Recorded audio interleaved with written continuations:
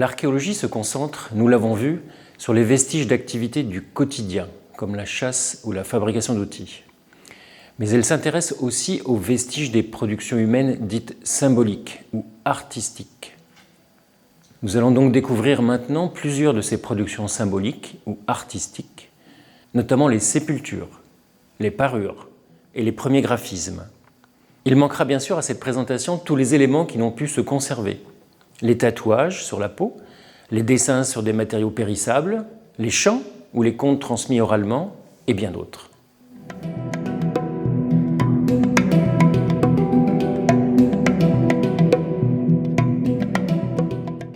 L'usage de matières colorantes fait partie des plus anciennes marques d'activité symbolique. Pendant la préhistoire européenne, on trouve essentiellement deux familles. D'une part, les ocres jaunes et surtout rouges. D'autre part, les noirs obtenus à partir de manganèse ou de charbon de bois. On trouve aussi quelques blancs, mais ils sont très rares. Quant aux bleus et aux verts, leur existence n'est pas réellement attestée. En Afrique, on trouve quelques matières colorantes vieilles de plus de 300 000 ans, c'est-à-dire remontant à la période de l'Acheléen. Mais c'est avec le Middle Stone Age en Afrique et le Paléolithique moyen en Eurasie, donc entre 250 et 45 000 ans, que les exemples se multiplient. Puis, à partir de 40 000 ans, avec les sociétés du Paléolithique récent, l'usage des matières colorantes se généralise, soit pour peindre, soit pour des utilisations domestiques, comme le tannage des peaux. Mais comme nous le rappelle l'ethnologie, l'ocre, de par sa couleur rouge, est toujours investi d'un rôle symbolique, même quand il a un usage domestique.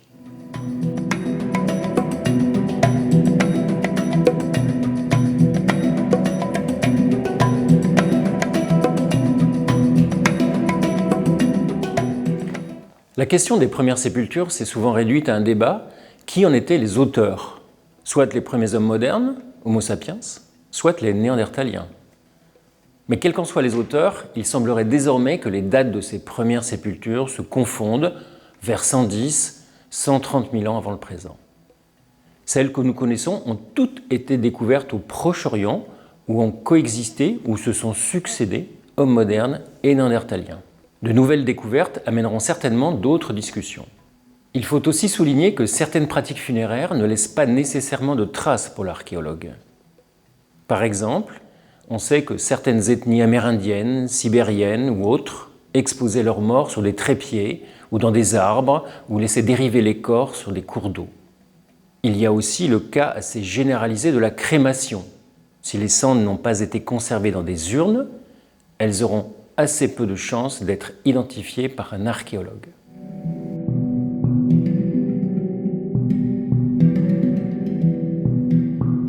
Très tôt, vers 120-80 000 ans avant le présent, les hommes ont collecté et perforé des coquillages pour les suspendre, puis les coudre, afin de les transformer en parures. On le constate surtout le long des littoraux d'Afrique australe, du Maghreb, du Levant ou de la péninsule ibérique. Donc, avec les premiers hommes modernes, comme avec Néandertal. Pour les objets les plus anciens, les études doivent cependant démontrer qu'il s'agit de perforations réalisées par l'homme et non de perforations naturelles. Avec le Paléolithique récent et le Mésolithique, ce sont des centaines, parfois des milliers de parures qui peuvent être recueillies dans certains niveaux archéologiques. À quoi servaient ces parures? Elles permettaient de se distinguer du voisin, proche ou lointain.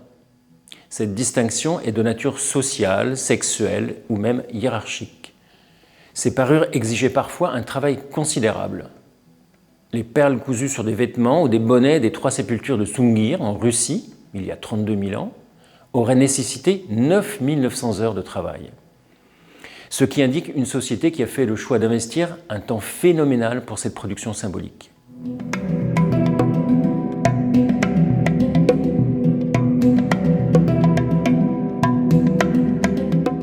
En ce qui concerne les plus anciens graphismes découverts, il faut d'abord démontrer qu'il ne s'agit pas de tracés dus à des activités techniques, comme des traces de découpe par exemple.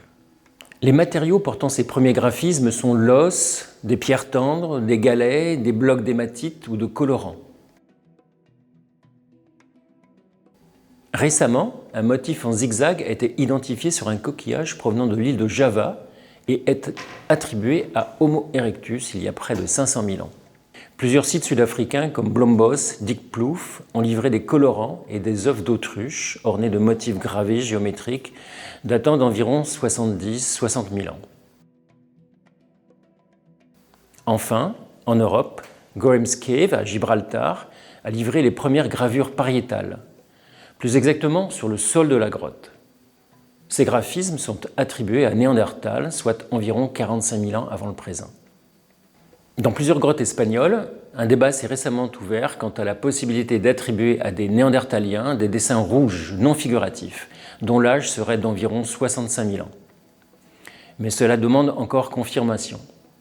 Dans tous les cas, ces premiers graphismes sont non figuratifs. Et ils sont indistinctement attribuables soit à des premiers hommes modernes d'Afrique, soit aux Néandertaliens, leurs contemporains d'Europe. En effet, on n'a pas découvert de représentation figurative datant du Paléolithique moyen en Eurasie ou du Middle Stone Age en Afrique.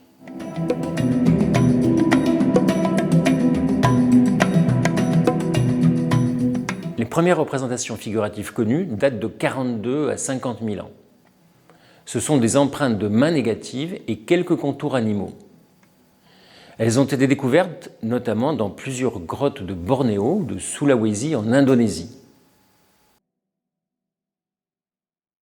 En Europe, le débat est vif, mais les âges les plus anciens avoisinent 40 000 ans, notamment dans la grotte del Castillo en Cantabrie, en Espagne. Il faut attendre l'Aurignacien, il y a 36 000 ans, pour voir se généraliser un art figuratif accompli avec la grotte de Chauvet-Pont d'Arc en Ardèche. Cet art se révèle techniquement complexe et porteur de multiples sens. Il évoque probablement des mythologies, par exemple celles liées à l'origine du monde. En Europe, on établit ainsi que l'art figuratif, qui apparaît avec l'Aurignacien, est présent durant tout le Paléolithique récent, et ce jusqu'à la fin du Magdalénien.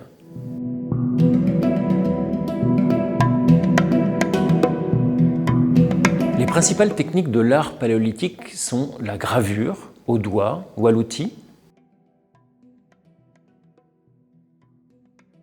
le dessin, au charbon, au pinceau, et la peinture, au pochoir, au tampon, avec des aplats ou à l'estompe. Quant à la sculpture, elle est connue par des bas-reliefs en parois. On connaît aussi quelques modelages dans l'argile, des rondes-bosses en divers matériaux pour la production de petits objets zoomorphes ou anthropomorphes, comme les fameuses Vénus.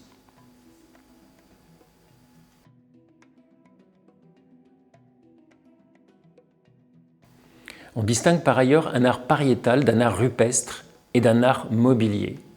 L'art pariétal est effectué sur les parois des abris et des grottes. L'art rupestre est réalisé sur des rochers en plein air. L'art mobilier, enfin, désigne des objets manipulables, donc transportables. Pour l'art mobilier, les matériaux utilisés, du moins ceux qui se sont conservés, sont l'os, l'ivoire de mammouth et le bois de renne ou de cerf. On trouve aussi toutes sortes de pierres, depuis des calcaires tendres jusqu'à de la calcite assez dure, en passant par des plaques de schiste. Le Paléolithique final voit s'achever cet art figuratif, lequel aura duré plus de 25 000 ans. Quant aux sociétés plus récentes du Mésolithique, entre 9500 et 6000 ans avant le présent, elles produiront essentiellement un art schématique.